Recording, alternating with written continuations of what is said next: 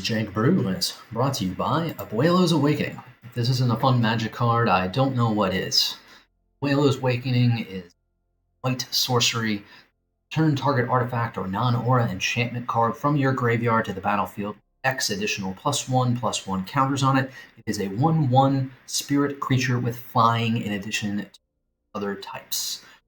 Clearly in this deck, what we'll be trying to do is deposit big, ugly things into our graveyard that Abuelo's Awakening can reawaken. So we'll start with those, our payoffs for Abuelo's Awakening. It's worth noting that Sanctuary Warden cannot be targeted by Abuelo's Awakening, and so it's more the top end of our curve. Arguably could be cut, but this is a good magic card that does some things for us, and it also can be reanimated by Portal to Phyrexia, which we would rather have in play than a Sanctuary Warden most of the time.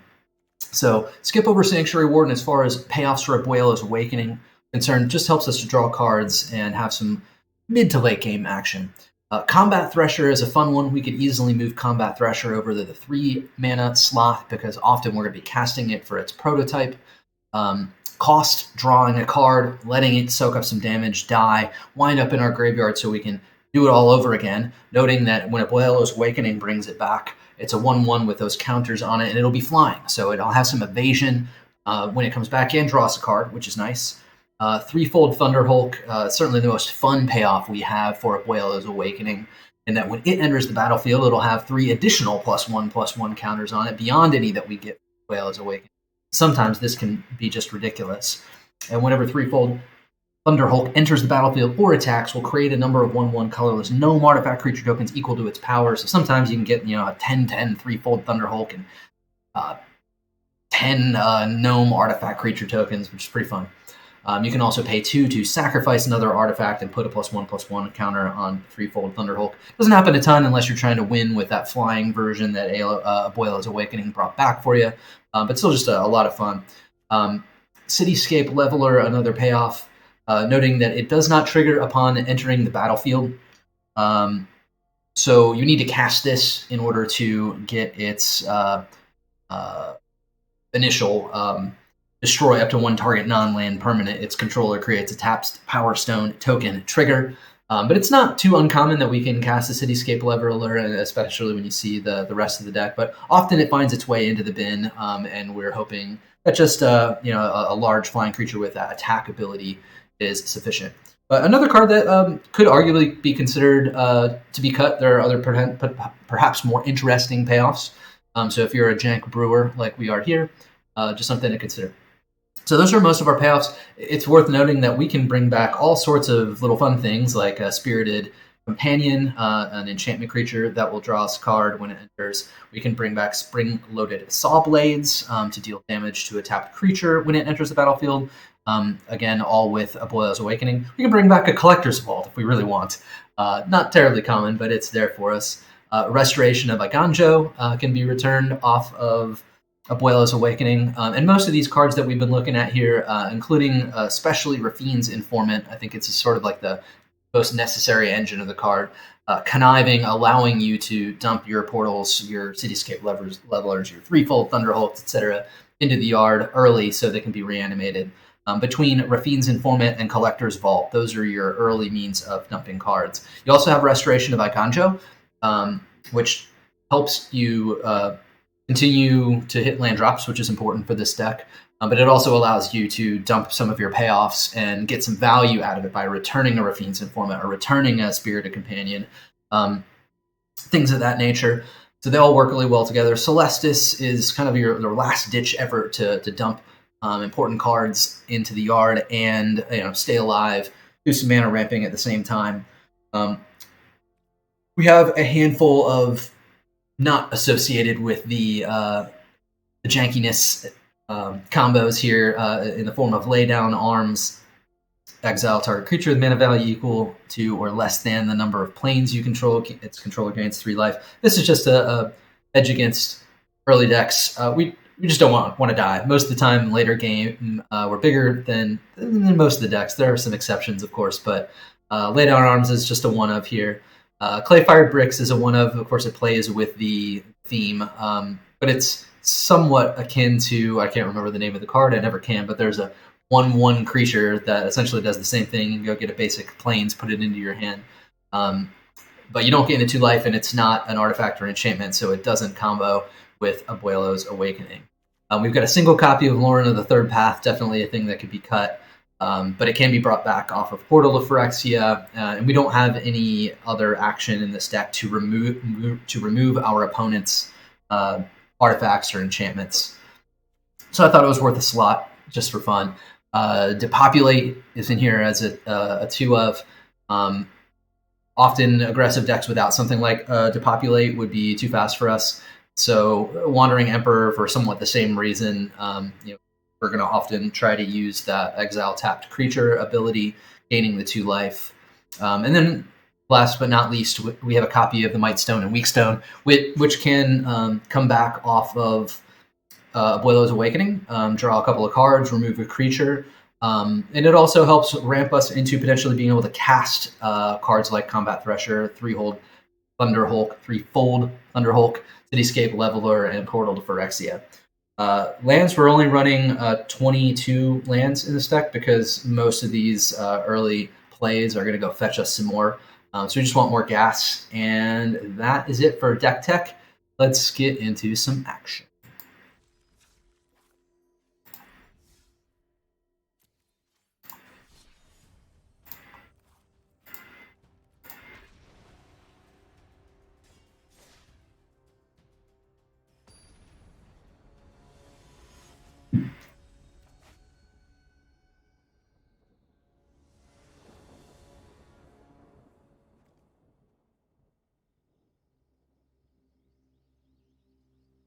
This is a fine opening hand.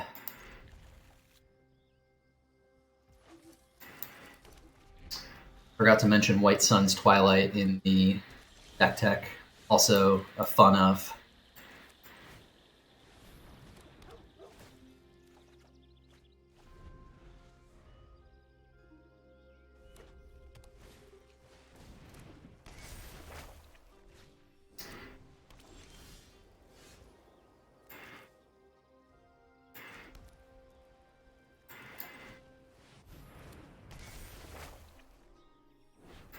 Never have too many planes. A little curious as to what our opponent is on. Okay, looks like they're on Domain. That's where the Dreamroot Cascade. In this case, we're actually reasonably close to being able to cast a 3-fold Thunderhulk, so we're going to dump a Plains, which gives us the effect of ramping.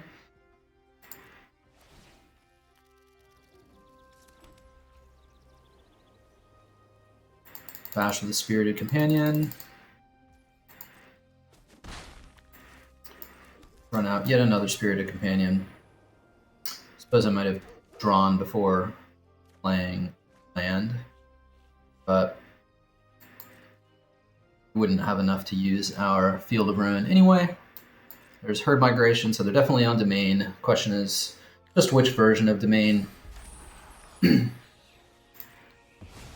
Spring-Loaded Sawblades, not very good against Domain.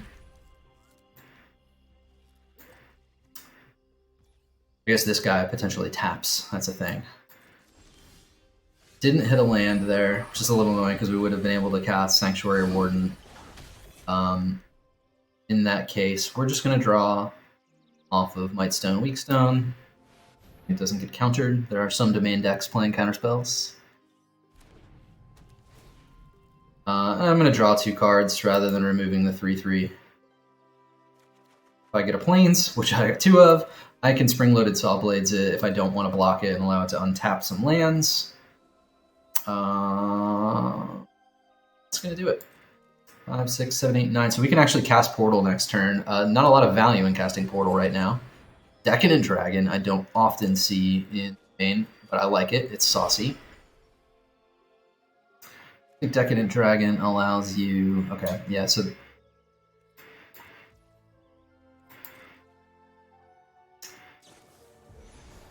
Leyline Binding. I'm assuming they're going to go for Mightstone and Weakstone, which is annoying, but fortunately we'll have Sanctuary... Oh, they didn't. They went for Architect Restoration. Curious.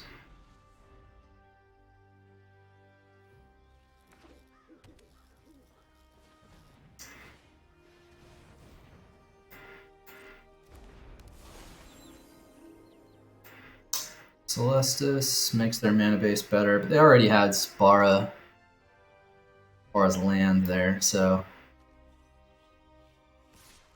I think we will go ahead and cast this. It's not doing us a whole lot of good on the sidelines. There aren't a lot of relevant cards we can hit Spring-Loaded Sawblades anyway. I mean, if they just play Atraxa, it would do us a ton of good. Now, Portal isn't especially exciting here. So the question is, do we play Threefold Thunderhulk, or do we play Sanctuary Warden? And I think we're going to play Sanctuary Warden. It puts less power in play, but it does allow us to get card advantage where Threefold Thunderhulk may or may not.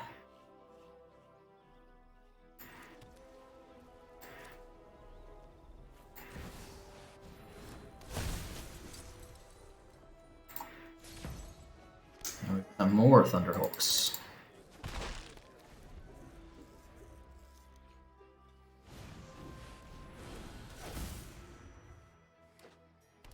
Virtue of Persistence right now can just get them a Spirited Companion, but we got to watch out what ends up in the graveyard. That could be a problem. I don't know how much I want to commit here. I only have 2 cards left in hand. They could have hit one of our Depopulates, but the chances of that are low.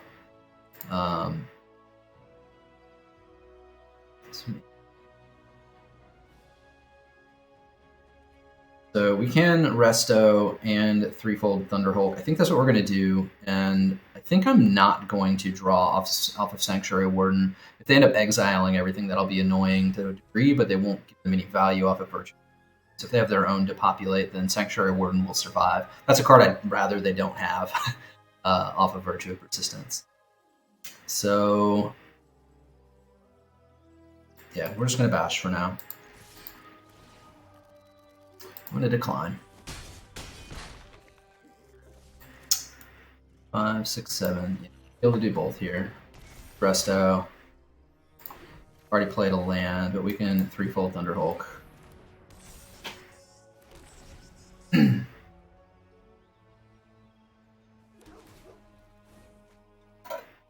If we get through this turn without getting board wiped, probably in good shape. What I really want them to do here is maybe just cast an Atraxa or something, then I can go to Spara's headquarters. Cycled. Us. So they come back with exile all your dudes. Decadent Dragon.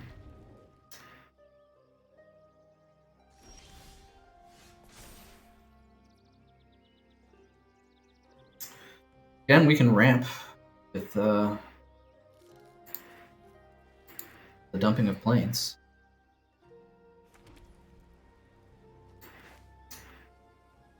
So I think we're just going straight Portal here.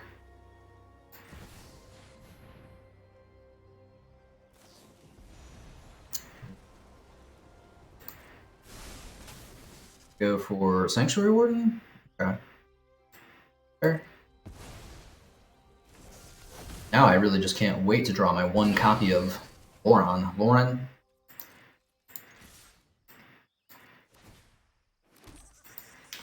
Suppose I might have sacrificed a token there. Probably would have been wiser. Have created 1 more token. Hopefully that doesn't end up mattering, but let's see. They're gonna get their Decadent Dragon. They're just literally trying to draw their way out.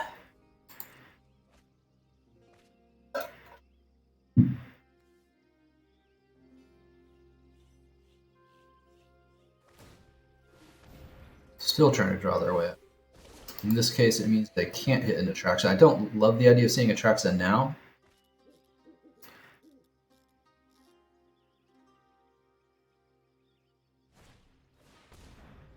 Topiary Stomper seems fine.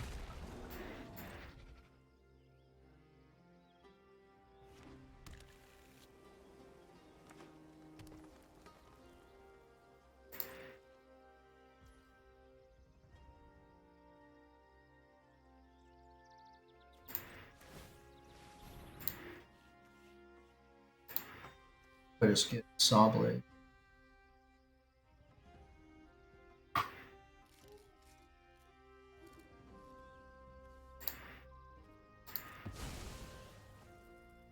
That may be wrong because that card's not bad later in the game. I get a deck dragon. I like that. Here's an Abuelo's Awake. Not going to do me a ton of good right now.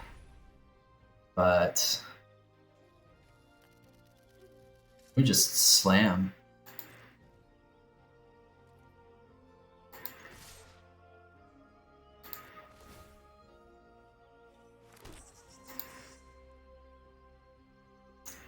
This many permanents, I could literally lose to the exile board wipe. I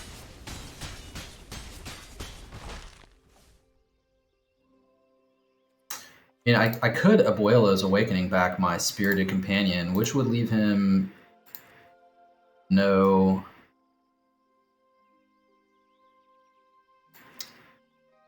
targets.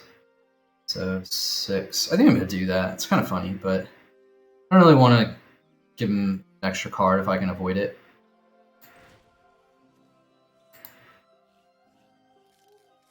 I think I'm going to do it for a 0, just in case they get the exile, everything. Like, they're dead if they can't board wipe. They can board wipe. I want to be able to sack a couple of these tokens so they don't get like freaking 2020. Okay, so there's Loran. That's interesting. I don't know what I want to do with Loran yet. I think I'm going to wait this turn out and see. If anything, maybe I should get Celestus, but we're going to wait.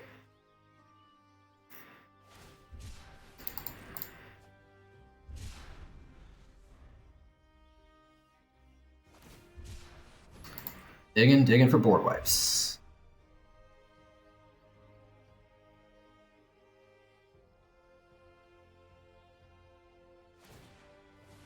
Still digging for board wipes. Could get one.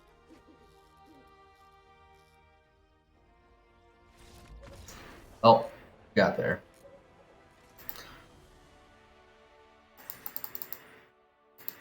I always have fun in my matches. I think I've been asked that question 100 times, and I've always said yes. Probably not very useful information for the Wizard Coast, but what?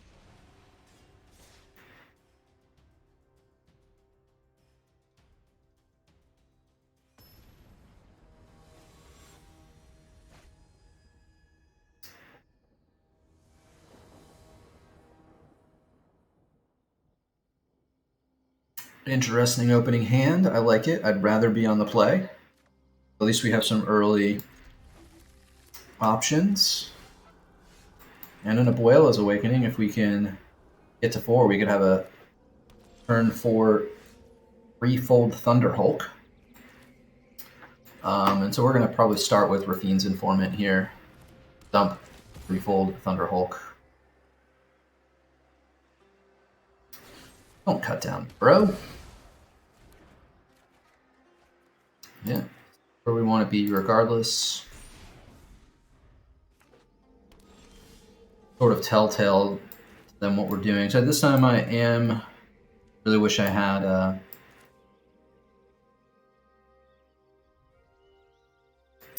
Yeah, we'll go here.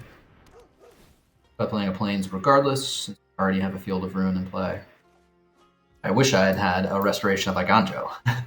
That would have been a more mana-efficient play and given us some cool options. We do technically have a next turn threefold Thunderhulk. I don't know how great that is, depending on what removal they're playing. But we're gonna go for it. This is what we're here for. So we're totally going for this. I mean, next turn I can make it a little bit bigger, and I could get some stuff in its way. You know, it might be a little greedy. Play Restoration of Eiganjo. What I don't want is for them to like Shieldred's Edict or something like that. In this case, then I think I would get. I'm not actually certain if I would get 4 tokens or if I get none. But either way, I don't want to do all that for 4 tokens.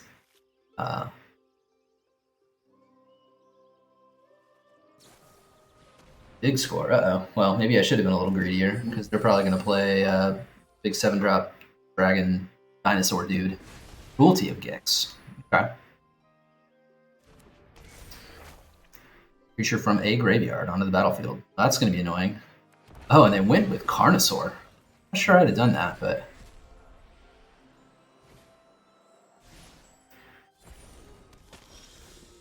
Yeah, in this case, I'm just going to mana ramp and depop.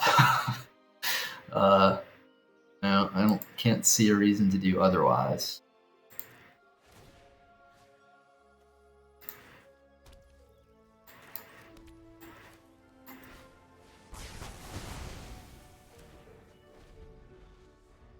I guess they could play a land and then another Carnosaur. Cruelty of Gix, just going right back for Carnosaurs. Are they going to get my guy this time? Back to Carnosaurs, okay. Another Cruelty of Gix. I mean, they're getting pretty fortunate on the draws here. Let's see what happens. Do they go for our guy this time? Okay.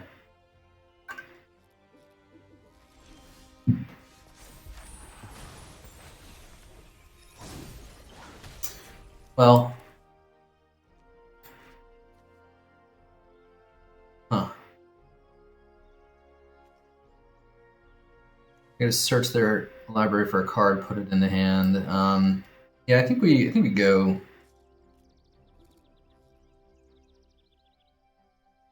Yeah, like depopping now doesn't do any good. Playing Spirited Companion doesn't help us a ton. I don't want him to just like go get a card that exiles our dude from the yard. So we're gonna play it right now for 3.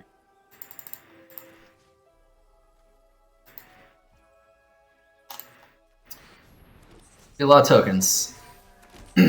So even if they remove Threefold Thunderhulk, which I reasonably expect.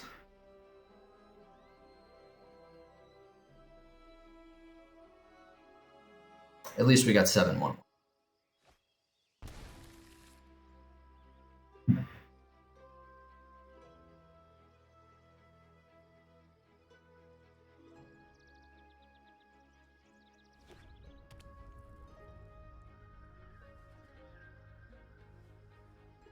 Cruelty of Gix hitting Trumpet and Carnosaur, hitting Cruelty of Gix is tough.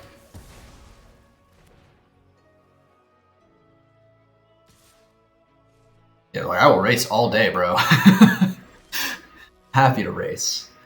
Okay, so they got a Restless Vent, so I can get rid of that with Field of Ruin. I'm inclined to get on with some racing here. I don't know. Let's see, because they're gonna get probably a Threefold Thunderhulk next turn.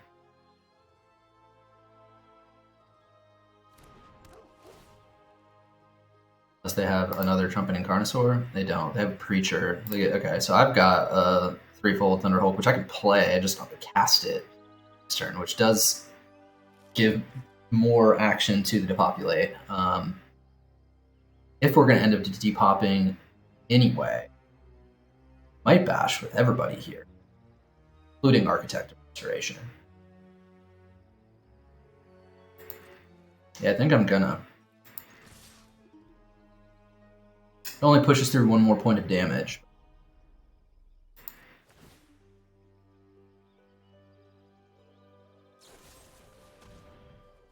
Okay, they're going for his throat anyway.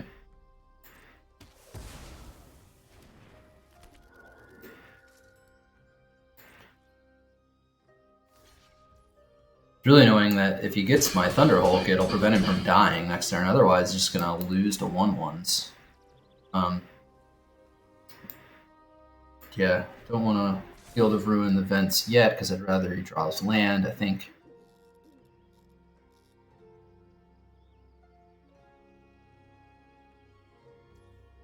I do not understand this methodology.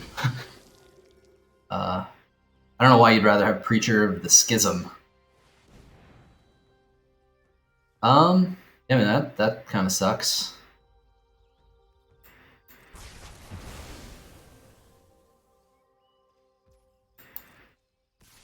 Maybe that's why I knew he was going to cast Brotherhood's End, and therefore didn't want a 3/3, although he could end up with a 4/4.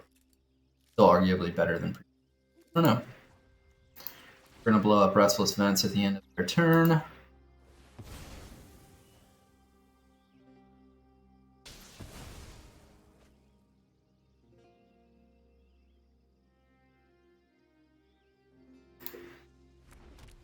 So they clearly know we have a Depopulate. Makes me think they're holding something back. But I also don't have too many choices here. Playing a 3-fold Thunderhulk as it is isn't the greatest. Okay, that's kind of funny.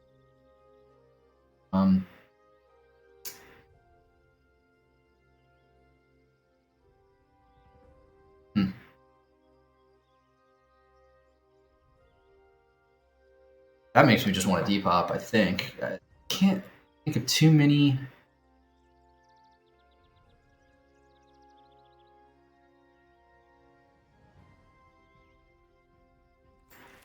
Yeah, I'm going to depop.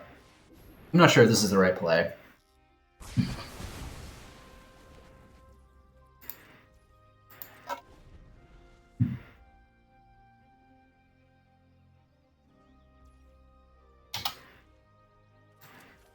Straight up flashing this in.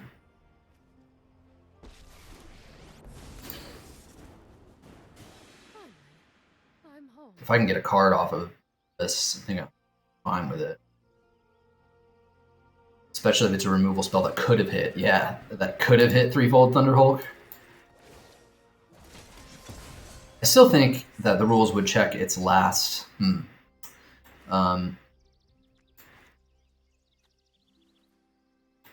Power it last had. So I would still end up getting 3 dudes.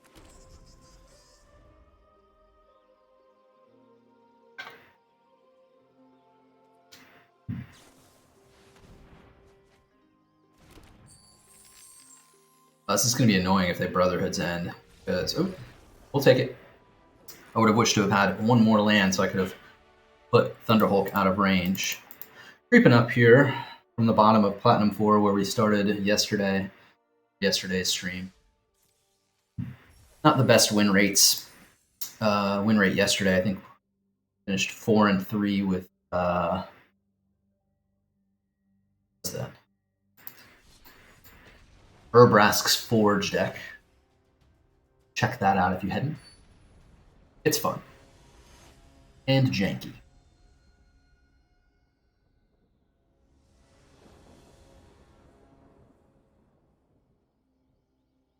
Not the worst, not the best. We'll keep this.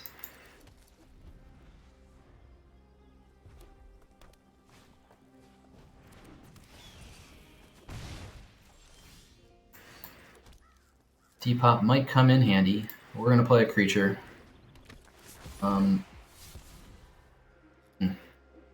Sanctuary Warden is a nice top end. But we're pretty far away from it right now. I definitely don't want to dump Depop.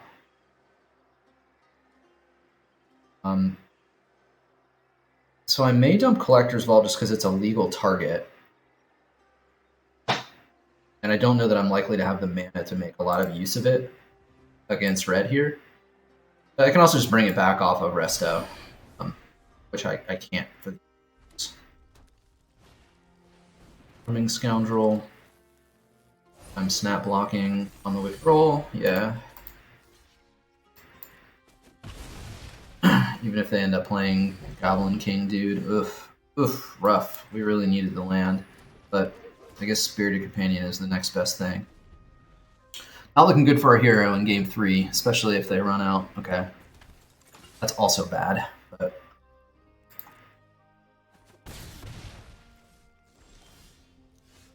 really struggling. 22 lands will do that to you sometimes.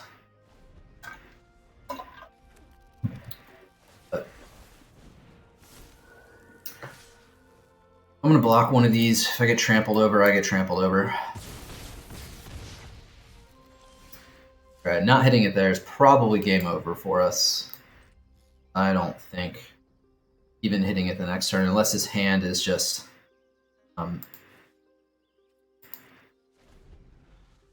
Mountains. That's not a mountain. In which case we might just die this turn.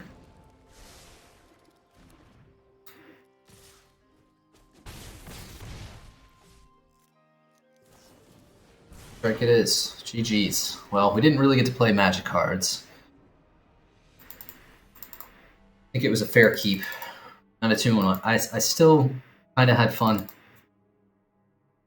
was close. It was close. Frustrating draw. But we got to cast things. Just didn't find what we were looking for. 2-1. Leading into game 4.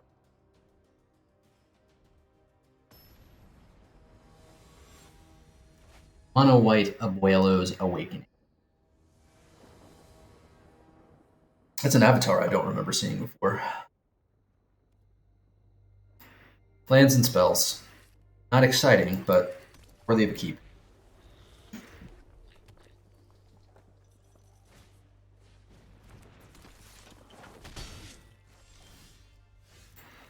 Raffine's Informant is good here.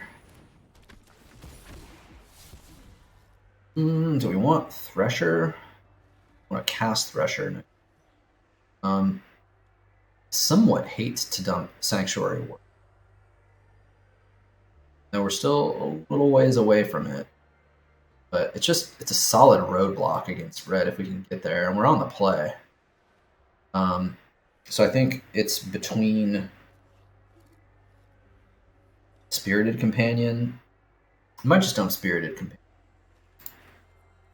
If we hit Eiganjo, we get it back. Also a target off of Abuelo's Awakening. Combat Thresher is going to end up in the yard anyway. I'd rather draw its card first. Next turn we have Lay Down Arms, which I think I'm going to use on Belden. I might block. I mean, it's held up Monastery Swiftsphere. We can afford to not block. I don't want to give him access to 3 cards they can cast next turn. So I kind of wish I had Collector's Vault a moment ago, because I'd rather have dumped Collector's Vault. The question is, do we Celestus and then Lay Down Arms, or do we Combat Thresher? And I think we're going to Celestus and Lay Down Arms. Because we never want to block this guy if we can avoid it.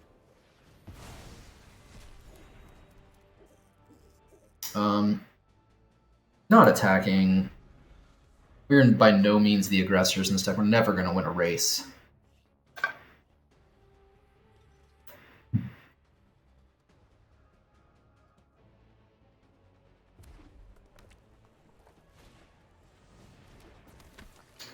I don't know how useful blocking is going to be here. I feel like we just get blown out, probably no matter what. Maybe they just shoot the guy? Okay, Witchstalker Frenzy. I'm fine with it eating a Witchstalker Frenzy. Okay, we are now 1 turn off of Combat Thresher. I'm sorry, off of Sanctuary Warden.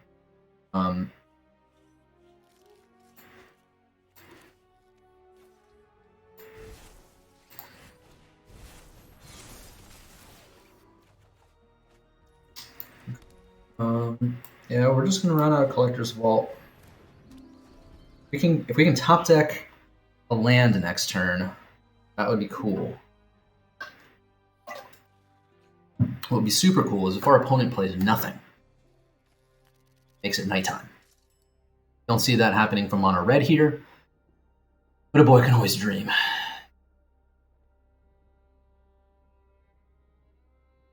Love to gain 1 life.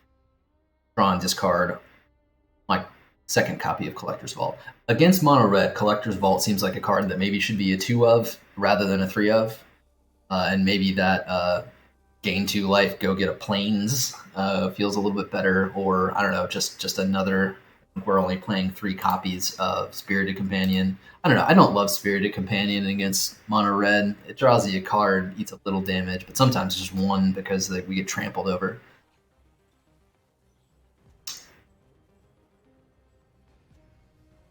Something to note if you haven't played against.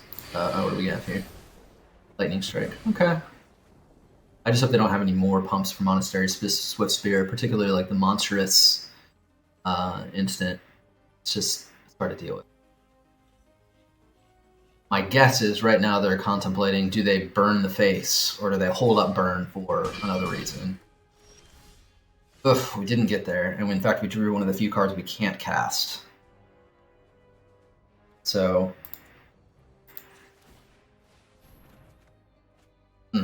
really unfortunate. I think we're going to dump Collector's Vault.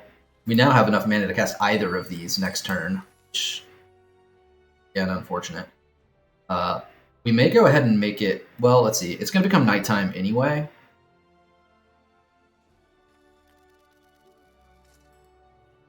I want to hit my land drops no matter what here. It's going to become nighttime anyway. We'll gain 1 life. Hopefully that's enough to survive until the next turn. And depending on what we get here... Okay, I think Raffine's Informant hits the bin.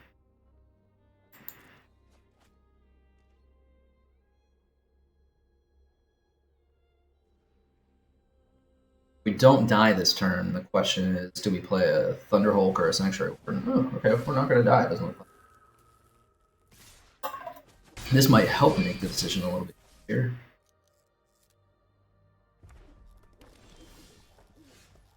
Five, 6, 7, 8.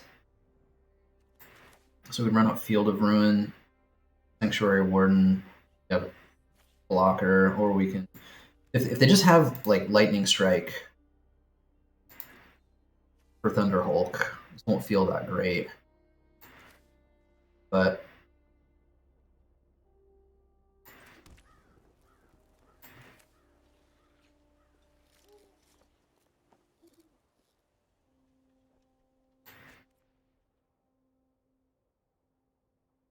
I still think this is the better play. It just gives us more blockers.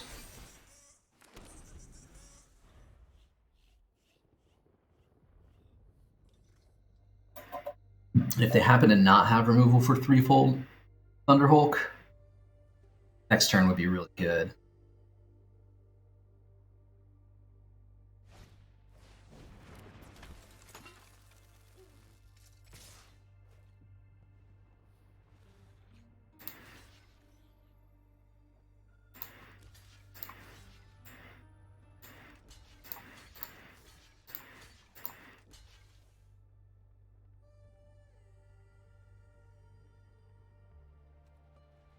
Yeah, I guess I just want to kind of bait out whatever it is. If they happen to have trample,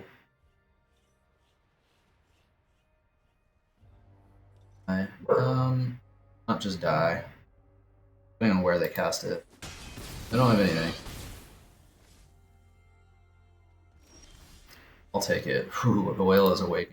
I don't have anything awesome to hit, so I've got Combat Thresher, but that's not amazing.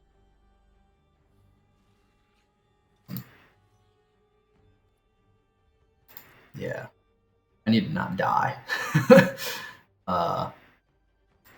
So, interestingly, I could make threefold Thunderhulk a 4/4.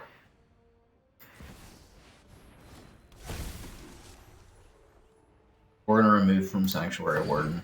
Draw a card. Okay, now we can do it without. Maybe we can just have the treasure. We're gonna do that. Keep the treasure. Because we wanted to bash as a 4/4, giving us 4 1/1s. Question is, do we block Felden kill?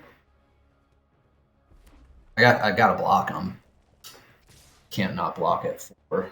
So, and I think we're gonna go ahead and go here. And we probably will block to kill, and we'll slam everybody else on the sphere. Yeah.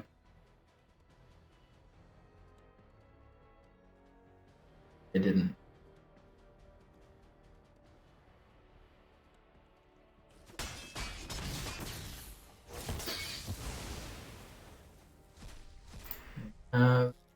Bloodthirsty Adversary. It's not the greatest. I'm going to go to 1. I might just be dead depending on what this is. If it's a shock, it's dead.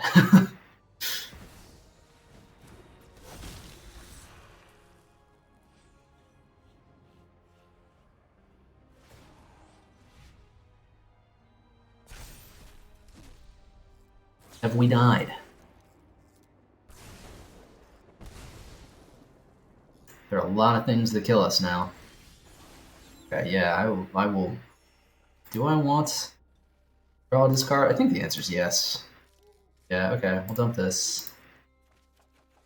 Cityscape Leveler is interesting, but I'm somewhat inclined to just. Is there anything I. Might just make it nighttime. Because this guy's not going to be able to kill us.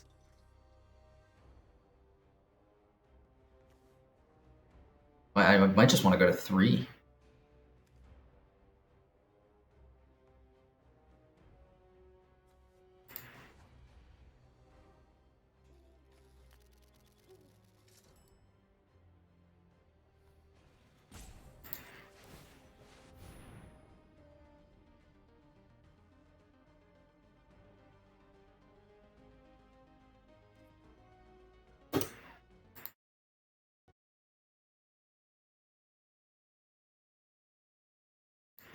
Why didn't they just do that last turn? Oh, that's like...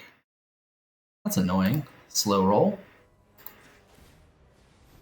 There's nothing I could have done in response. Well, not gonna good game that. All right, so we're back to 2 and 2.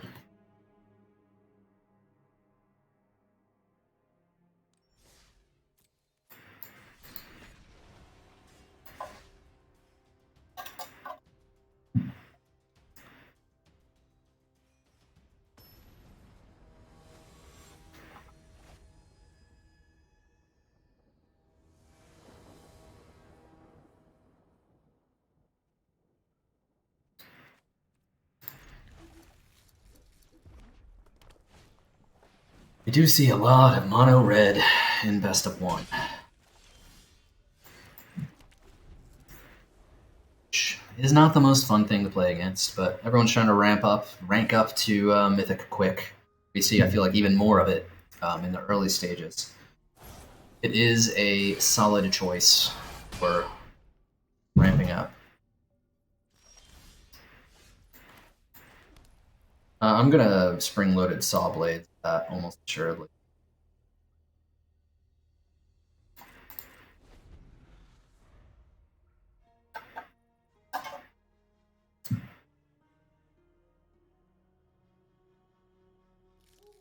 Possible exception would be if they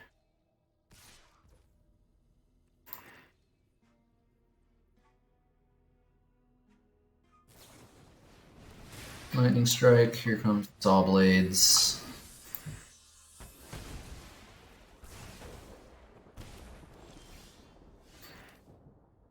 There we go.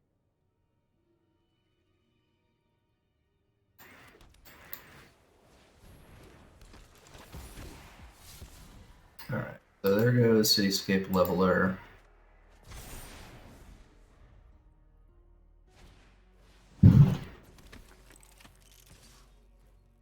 I think we are going to block here. We don't have another solution for it.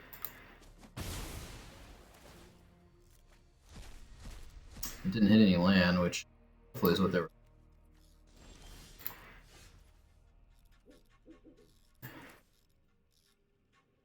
So we could cast the Cityscape Leveler.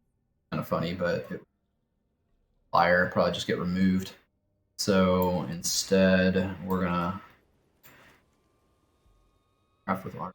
Semi in the bin. Not very useful right now, so we're gonna Collector's Vaults.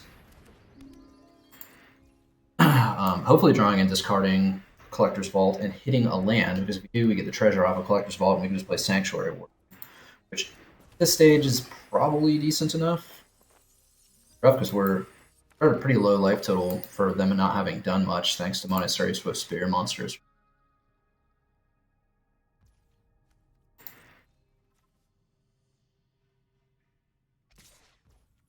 Yep. Got another Monstrous Rage.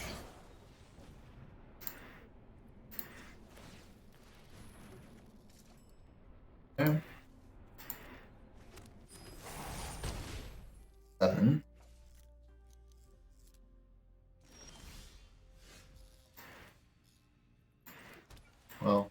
Sanctuary Warden.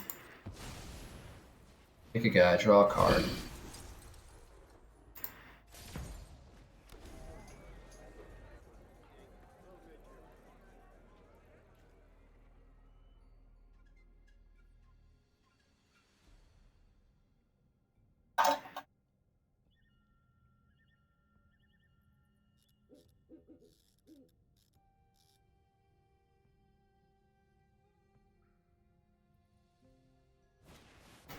Sweet. The bash? You bash. Okay. Recast Squeak. What are we going to block here? I can potentially prevent them from casting Squeak by using Loran to get rid of this treasure. Okay, that's actually, this is not the one that traditionally also.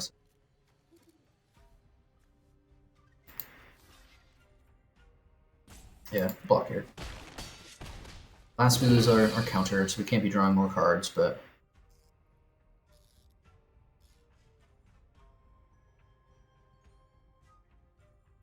certainly is a way to gain life.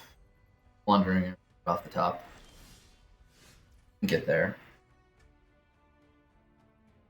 The Informant. Loran. Abuelo's Awakening. Cityscape Leveler. Well, doesn't seem appealing.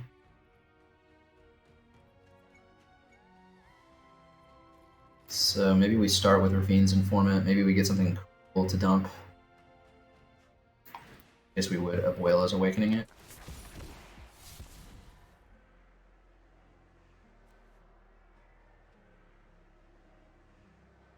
I think I'm going to dump Resto, even though that's kind of odd. But the reason I'm going to dump Resto is because I want to counter on Raffine's Informant. That I can draw a card off Sanctuary Warden.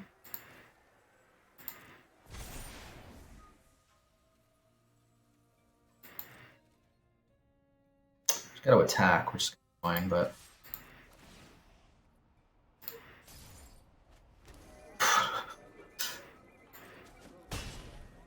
and I wish I had that Resto back now. I might just let him cast Dude and blow up this instead, just as on 1 point of trample.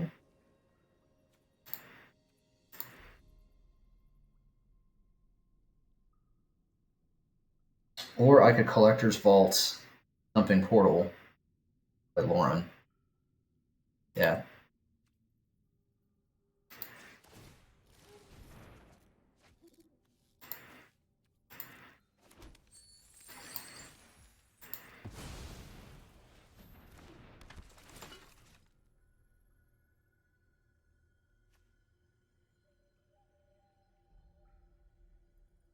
Am I fine with that? Gives him trample. I'm happy trading off two of these guys. I care all that much.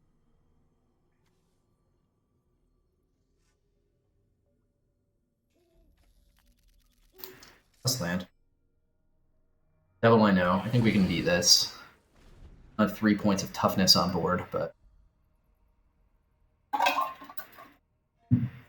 hopefully we give our opponent some fewer options. We did.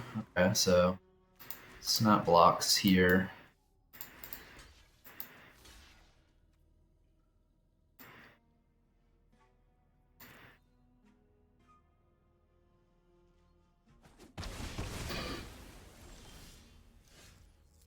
Not being able to gain life could be undoing of us. Be dead. Burn spell, which hopefully our opponent will actually just cast instead of pushy about it. Cast the 5, 7. That's annoying because if we had one more land, we could just escape Leveler right now. Ugh. Well.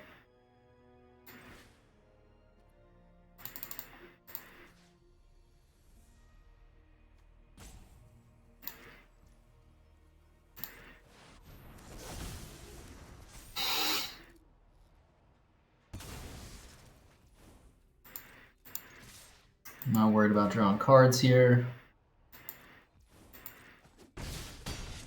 Just hoping that they don't have a lightning strike in them.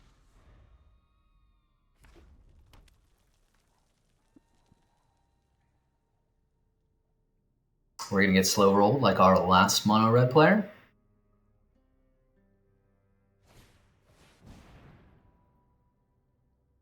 Okay.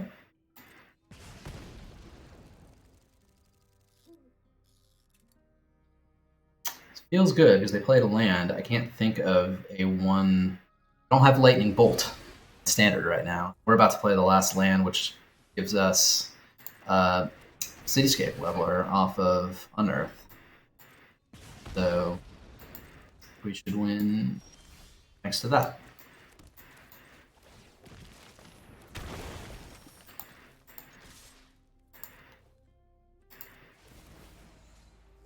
Well, this game.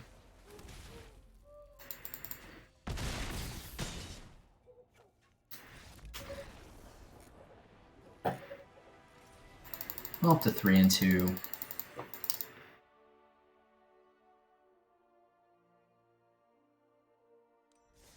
I feel like our janky brews so far this season have just been a little bit better than 50%.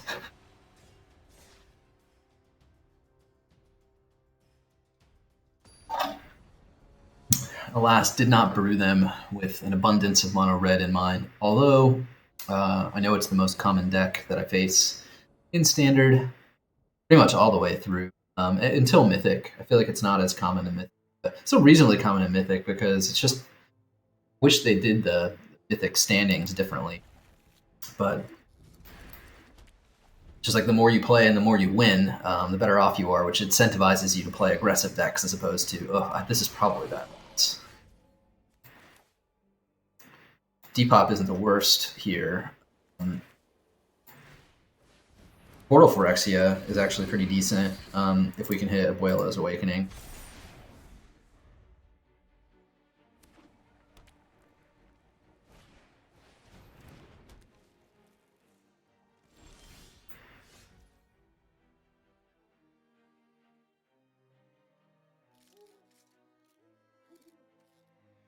Do we play Spirited Companion or do we play Collector's Vault?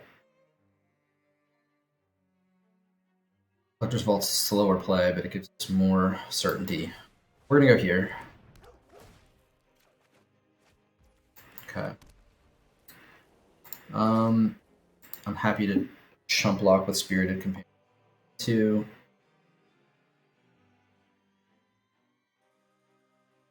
I don't know how much we're really racing here, but I'd rather they be dead sooner than later. Ace 17, 7-1-2. Skrell's Hive has a degree of inevitability. It's not quite Urbrask's Forge, in my opinion. But it can be especially annoying if we get to the point where we have poison counters. I think that's the point at which creatures you can draw up Toxic have lifelink. It becomes a lot harder to race in that regard.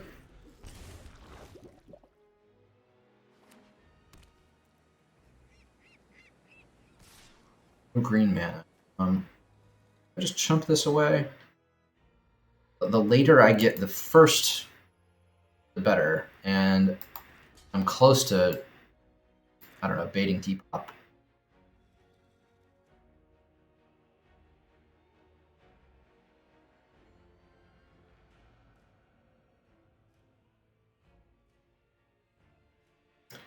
It'd be really nice to draw or at least have the option of Wandering Emperor.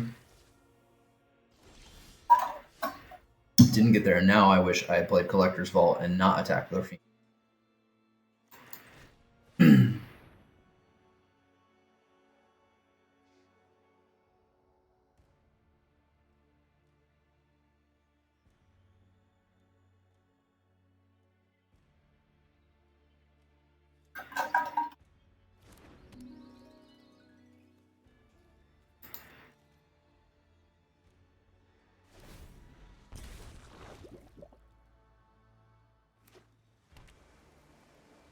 Interesting that they don't have any green mana.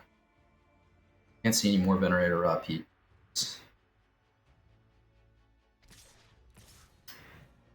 Yeah, I'm snap blocking. Got some stuff, you got some stuff. Sure.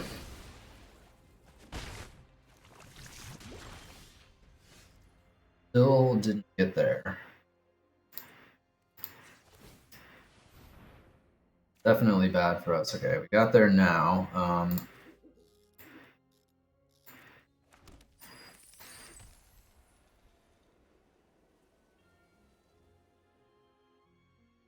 At least 4 poison.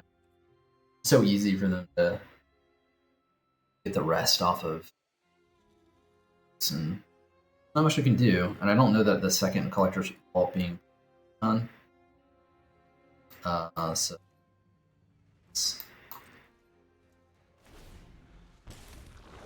I had my own Eiganjo seat of the Empire.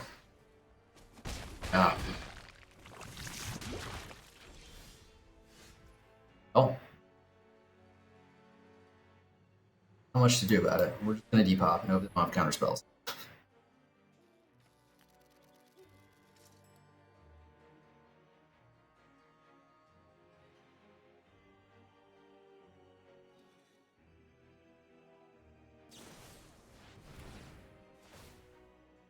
March of the Swirled Mists. Worse than counter spells. Okay. We have died. Good game.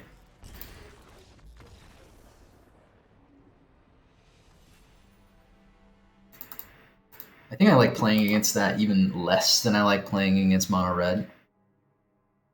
So there are only certain interactions that matter, and if you don't have them, it's a lot of fun. So here we are, 3-3, dead even, going into Game 7. Wrap it up after this. Here's our determining factor for above or below 50%. Blunderfield, our opponent, they get to go first. This is an interesting hand. Much preferred on the play. Frost Pits, okay. They're on a straight mono black or some sort of controlling stuff. So we're going to start with Collector's Vault. Get negated or syncopated or made to disappear. Blast.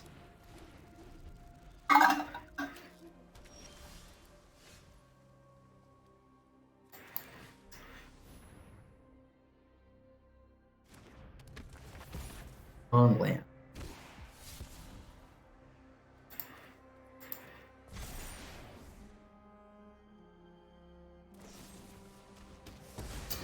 It's odd to have land struggles with all these draw options, but we've continued to have them.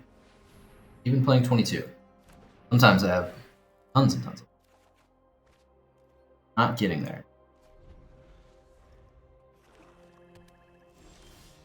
Still not getting there. We'll have to discard, so I think we may play Spring-Loaded Sawblades because it is arguably better in play being able to craft than not.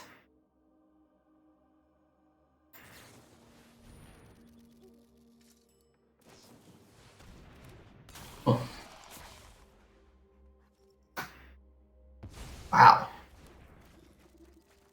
We still didn't hit a land, amazingly, but I would never have cast Urtai there. We're going to feel a little bit bad if we lose that.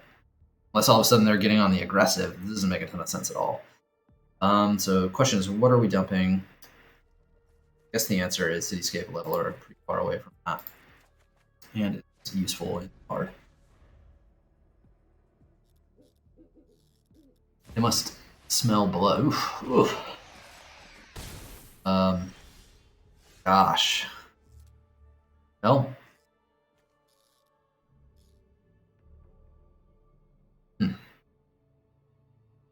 Nothing to do here.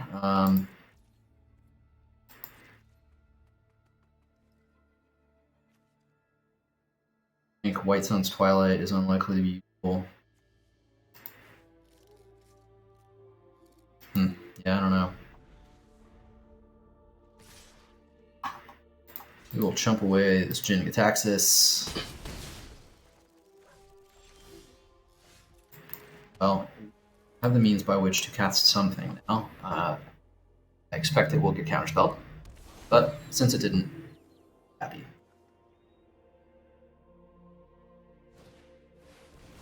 Scrutiny. Our opponent is in good shape here. Plunderfield. I don't even know what this does, but it can't be good for us.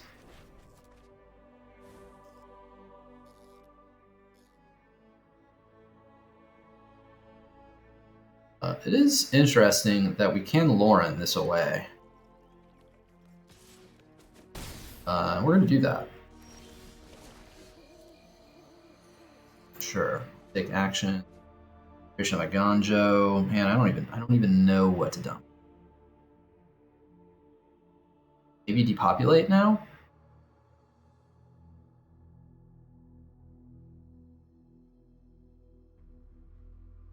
I'm not sure about that. Maybe Combat Thresher.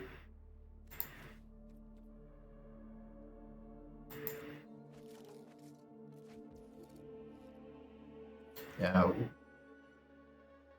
Didn't counter the last thing we cast, so we're going to try Loran. I mean, they have insane hand now.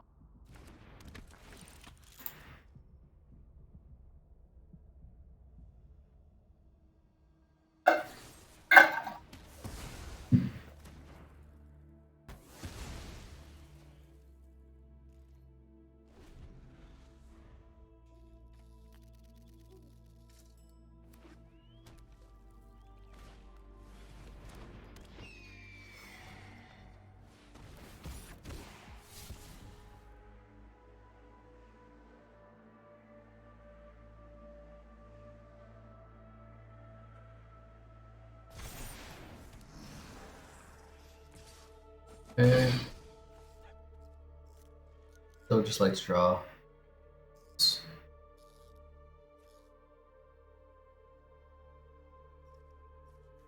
For the rest of the game, right? Oh no. That's convenient. We'll take action. Dump a Cityscape Leveler. Come on. Okay, I'll take it. Field of Ruin is fine. If I can't get Misery Shadow, we die this turn. So the play is pretty simple. We're just going to depop. They can't counter it. Hates? Don't hate me, bro. Airtie Scorn. 3, 4, 5, 6. Okay. Well, we're going to finish this one under 500. Alas.